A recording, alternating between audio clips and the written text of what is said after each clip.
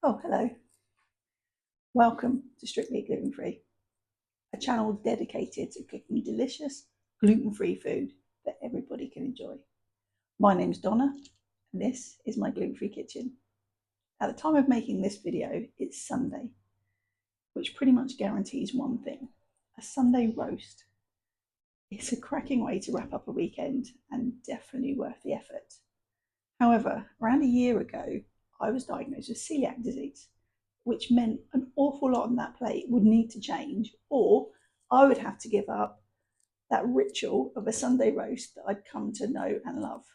And worse, give up a Christmas dinner, an Easter Sunday dinner, or Thanksgiving. It just didn't seem like something that I would want to do.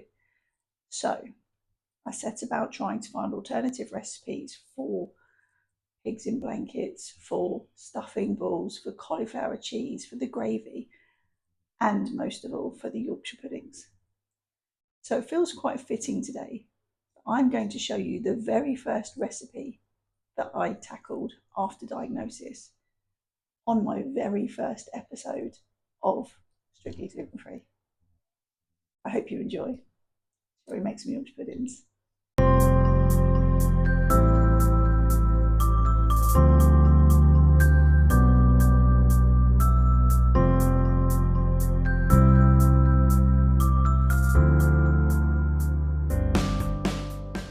I will put a full list of instructions and ingredients in the comments, so feel free to follow along. Right, first things first is your oven. You're going to want to set your oven to 210 degrees C. That's 410 degrees Fahrenheit. When the Yorkshire puddings go in, you'll turn that down to 200 degrees C.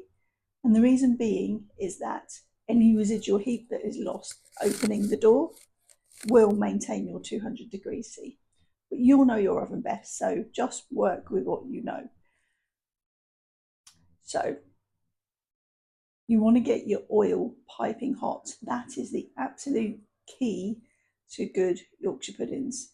Hot oil gives you that rise, it gives you that flavour. It's just essential for good Yorkshire puddings.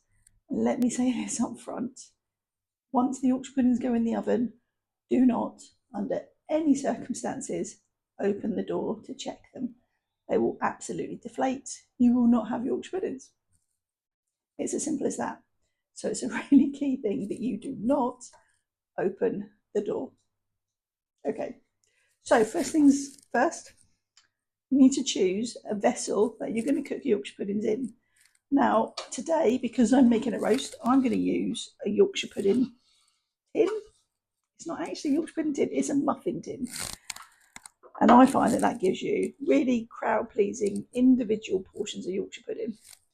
And I'm talking some nice sized Yorkshires. However, if you're looking to make Yorkshire pudding bowl, or you prefer that doughy texture with the rise around the edge, then you can use something like a sandwich tin. This is a cake tin, for want of a better word. So you can use something like that. And often, if I'm making Yorkshire pudding bowls for sausage and mash, then I will use something like this. Okay, that is the containers. Then you are going to want to have the fat chat. Okay, let's have the fat chat.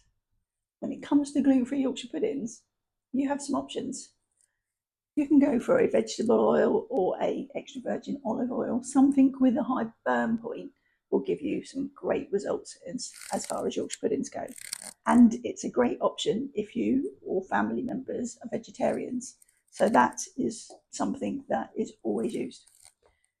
If you want to go down the more traditionalist route and add that extra bit of flavour profile, you can think about using beef dripping. You don't need much, and it really, really elevates the flavour. But if you want Yorkshire puddings for that special occasion, then maybe consider duck fat. Duck fat, oh my goodness, it's tremendous as something that really, really elevates the flavour for Yorkshire pudding. It is the Michelin star of Yorkshire puddings, perhaps, but I would say it is for special occasions. So Let me know which of these you would choose on a regular basis. Would you go for the duck fat every time, or would you keep it for special occasions and not use it at all? Is there something else that you use for your Yorkshire puddings? Drop me a comment and let me know. Here's what you're going to need to make these Yorkshire puddings. 100 grams of cornstarch, cornflour, 150 ml of milk. Now I've gone for full fat milk, but you can use any milk, you can use a milk alternative, all should work quite nicely. 3 large eggs. The fresher the eggs, the better the results. And these are all kind of what's going to help you, give you that bit of lift in those Yorkshire puddings. They're going to encourage that. And then finally, you're going to want a good pinch of salt. There's a lot of recipes I've seen that don't include salt, but if you don't have salt, where's your flavour coming from? You can't just rely on the fat for the flavour. You want this will definitely bring out that flavour in the Yorkshire puddings. So those are your 4 things, and that is it. So first I'm going to combine the eggs into the milk, like so. And just give it a quick whisk up, just get them all combined.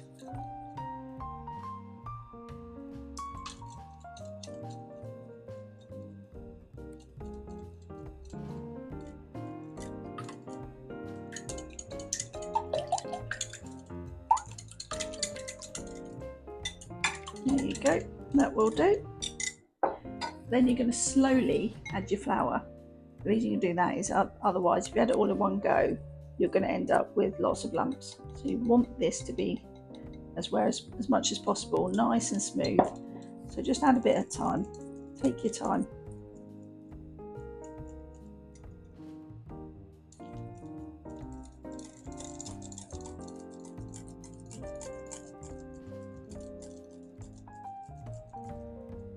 I'm just going to get a spoon. Make it easier because cornstarch can be quite sticky. A bit more.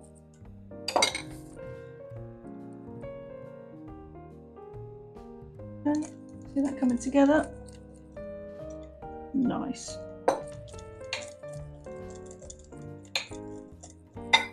Add a bit more.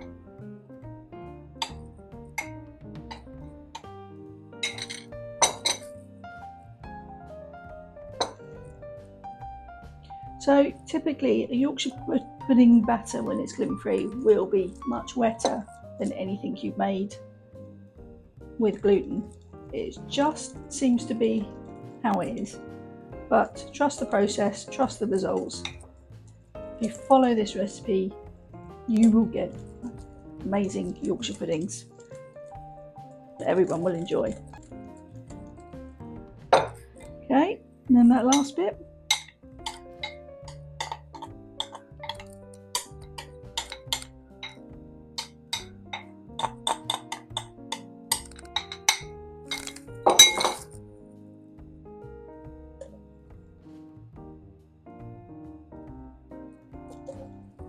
And then finally, I'm going to add the salt and give it one last whisk up and then leave it.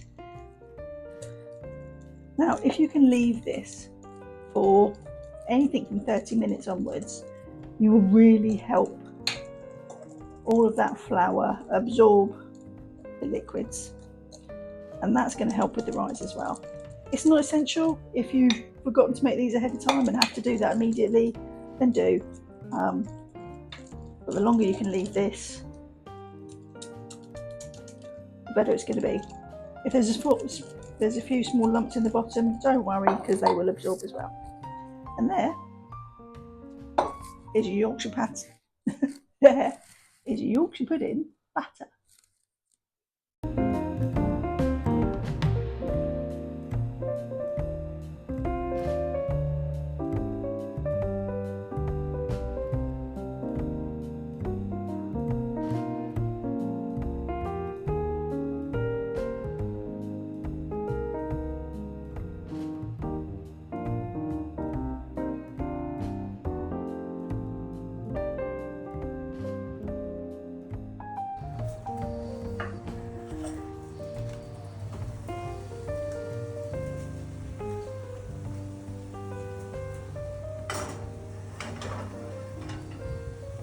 and then we wait 26 minutes, 200 degrees.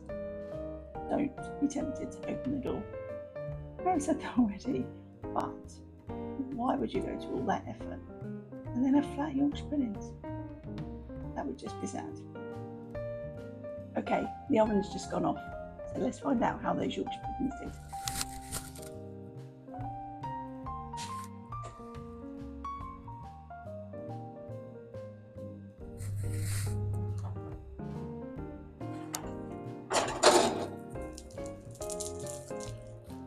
Look at those. They look tremendous. They look absolutely tremendous. Let me just close the oven up. Wow. I mean, they're enormous. I do like to just, if I can, just tip them out of their individual pots, just to make sure that, oh, that one's stuck a little bit. Sometimes they stick. Okay, that one's stuck a little bit, that's it. Look at these. I mean, the size of my hand. It is the size of my hand. It's tremendous. There is no missing out with these Yorkshire puddings. I'm telling you, they are absolutely crowd pleasers. If you don't tell somebody these are gluten-free, they're not going to know. And you know what? Even if you do tell them they're that good, they're not going to care. So, I mean, we're talking crunchy, delicious, crowd-pleasing Yorkshire puddings. Give them a go.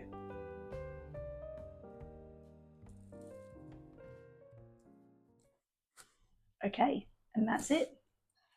Gluten-free Yorkshire puddings on a gluten-free roast dinner.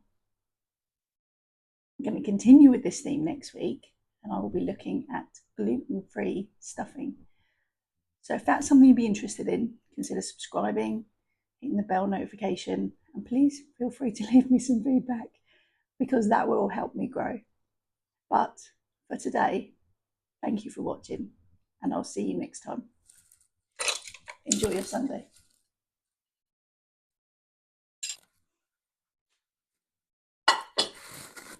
See you next week. Happy Sunday.